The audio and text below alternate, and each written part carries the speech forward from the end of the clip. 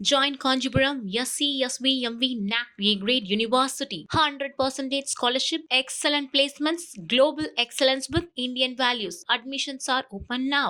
தேசிய அரசியலில் தனக்கு விருப்பமில்லை என்று கர்நாடக முன்னாள் முதல்வர் சித்தராமையா திட்டவட்டமாக தெரிவித்துள்ளார்.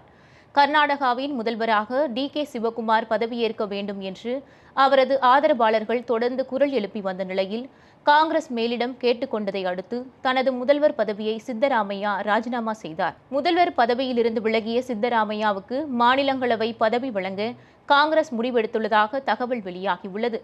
இந்நிலையில் பதவியை ராஜினாமா செய்த பிறகு பெங்களூருவில் செய்தியாளர்களிடம் பேசிய சித்தராமையா, முதல்வர் பதவியை ராஜினாமா செய்த பிறகு மாநிலங்களவையில் பதவி வழங்கப்படும் என்று காங்கிரஸ் தெரிவித்தது.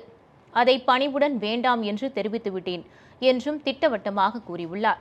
மேலும் கர்நாடக அரசியலில்தான் தனக்கு விருப்பம் உள்ளதே தவிர தேசிய அரசியலில் எந்த விருப்பமும் இல்லை என்றும், எம்எல்ஏவாக தன்னை 5 ஆண்டுகளுக்கு மக்கள் தேர்ந்தெடுத்துள்ளதால் இன்னும் 2 ஆண்டுகள் கர்நாடக அரசியலில்தான் இருப்பேன் என்று சித்தராமையா திட்டவட்டமாக தெரிவித்துள்ளார்.